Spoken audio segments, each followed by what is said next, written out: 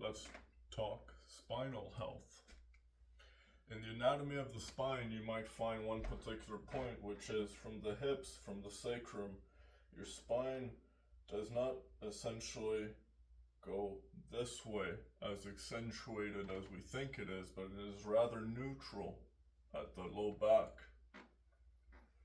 Which means according to the way your hips essentially shift, according to the attachments of the upper leg muscles, such as the hamstrings, the glutes, or the hip flexors.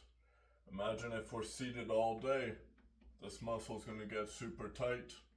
From this muscle getting super tight, the hip flexor, when you then stand up, this stays tight, resulting in a anterior pelvic tilt, where your essentially butt sticks way up. If your hamstrings and glutes are super tight, on the other hand, and your hip flexors are not, you will experience an posterior tilt, where you're going to be sunken in. You're not going to have the same straightness to your low spine. But now as you climb the spine, you might find, once again, you have a little bit of a wave to your spine. Now imagine this. In understanding the hips as an example, the hips are a ball and socket joint, but they are supported by the spine. They're supported by bones. When you look at your bones at the hips, you might find that within said ball and socket joint, you are supported by bone here within the hips, which are this particular shape within your abdominal wall. But now as you climb the spine, imagine this. Imagine you have a second set of hips known as your shoulders.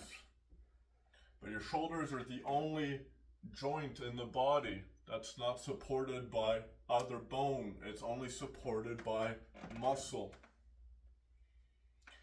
When you look at the upper body, you would find that according to the lower body, every muscle of the lower body attaches in the first placement of the initial T-joint, known as the hips.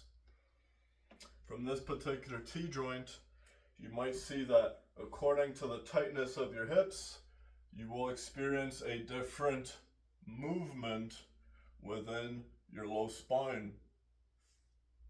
How do you fix that?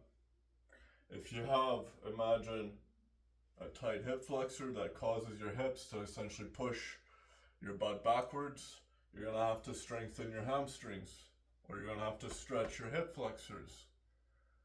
Doing simple modern routine exercises, keeping the body active. Notice one particular thing. Every animal, beyond getting up from laying down, any animal beyond getting up from being in a still position, what do they immediately do? They stretch their spine.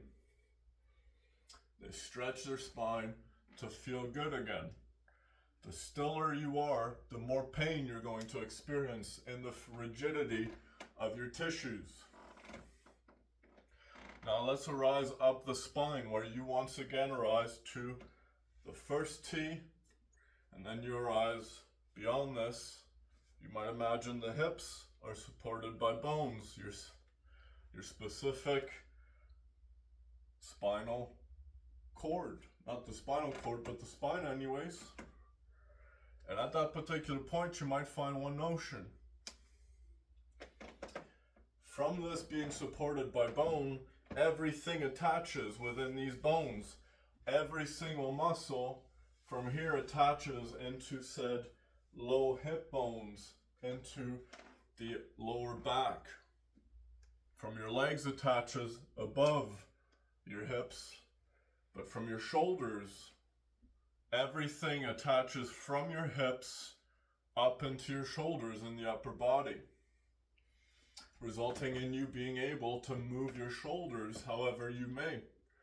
But ultimately, the stability of your spine is going to be dependent on the alignment of your shoulders.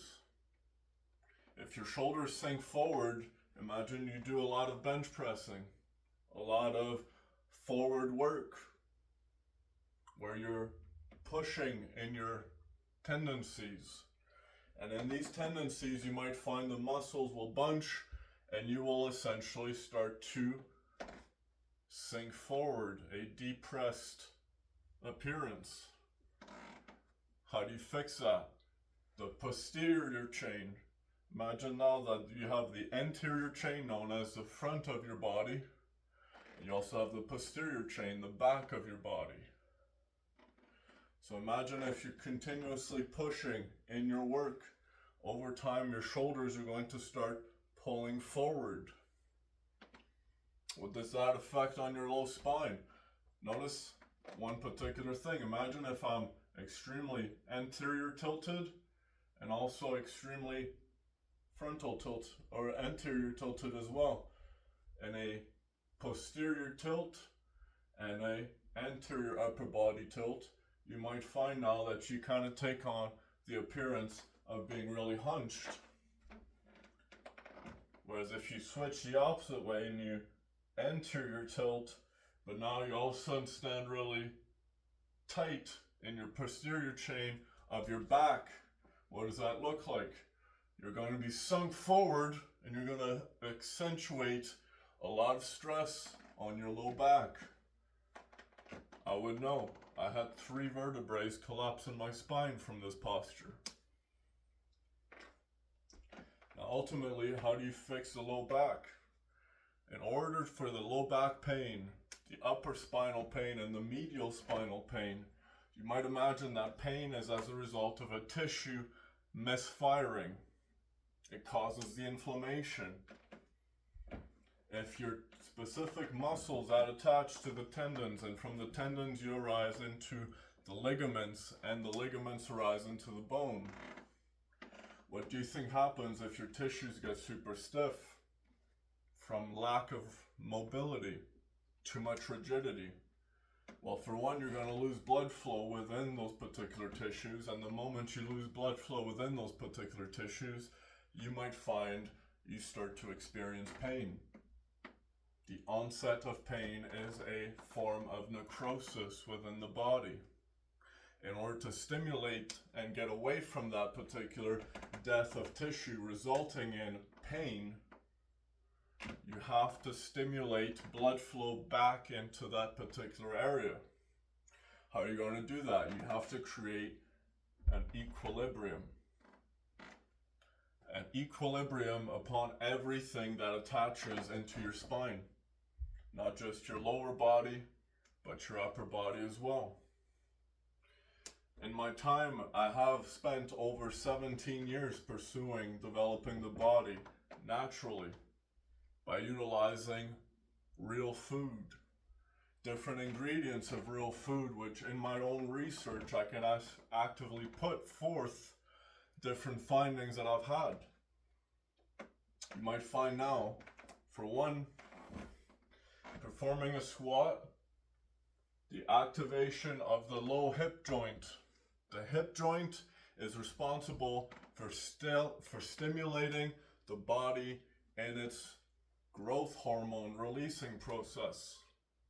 If you stress your hips too much, it results in your body having to release growth hormone, which is why most exercises that specifically utilize your lower hip joint, whether it be of a deadlift nature, a squat, a lunge, these muscles are actively going to utilize more of full body muscle contractions.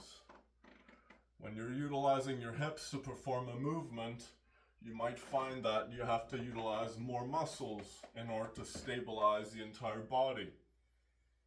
Imagine building muscle now is an adaptation to activity. It's a stage of evolution. Your body gets better at doing the activity that which you are doing. If lifting heavy weight is the activity, your body's going to get bigger to be able to do that particular activity easier. From the lower hip, you might find now you have the second hips, which from the second hips, imagine now you have the glutes, which are in this particular shape. They attach from the base of the hamstrings, climb up the hip of the exterior wall, and then reattach into the frontal belt, resulting in this particular motion in your hips. But ultimately, the rest of your spinal health stems from the posterior and anterior chain of your shoulder joints. Imagine now your shoulders, or specifically the traps, the trapezius muscles and the rhomboids being, you could compare them to the glutes of the shoulders. These particular muscles, the rhomboids and the trapezius, which when contracted create the pillar-like foundation of your spine. The two rods that shoot up your spine in order to specifically support you as you stand. These muscles are continuously working. They're the only muscles that never stop working. The two pillars of your spine, which once again attach from the base of your hips. And once again, as you climb, you might find that these muscles even attach at the base of your skull.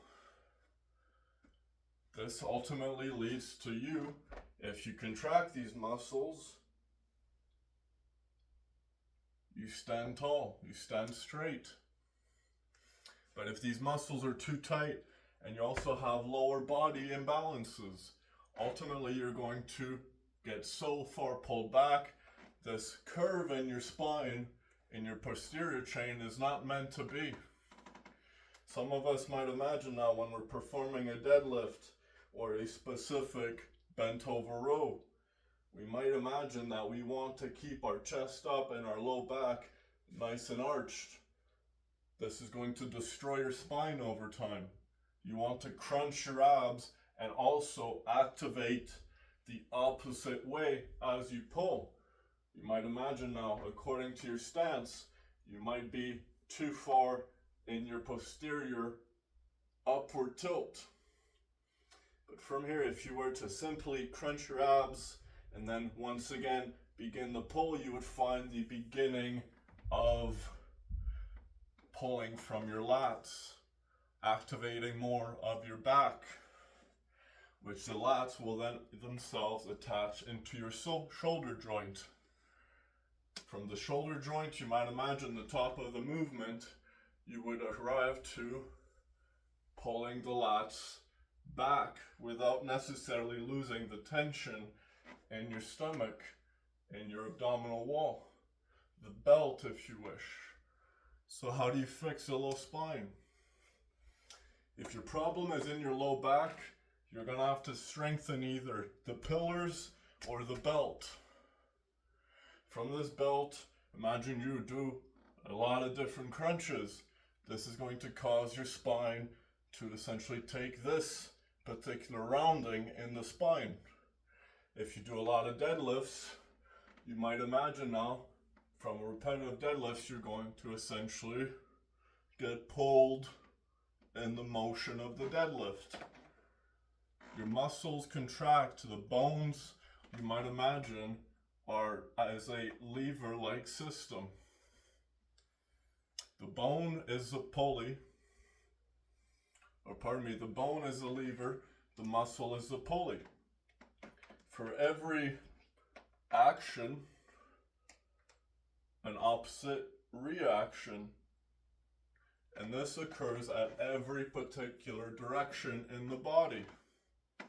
From every muscle, you have an opposing factor. Biometrics, if you wish. And within biometrics, if you find you have, even in your feet, look at the position of your feet. Do your ankles rotate inwards or outwards? And notice how this affects the health of your knees.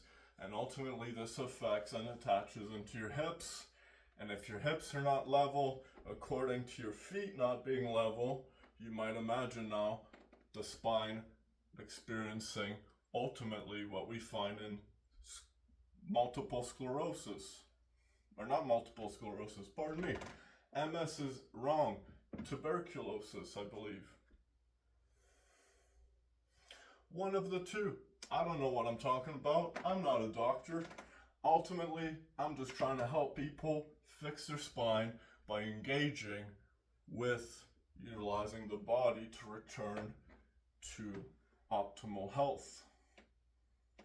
This was just me rambling. I hope this video was helpful for anyone that has low back pain, upper spine pain, neck pain. You might even imagine your neck itself has the same systems, opposite and equal reactions.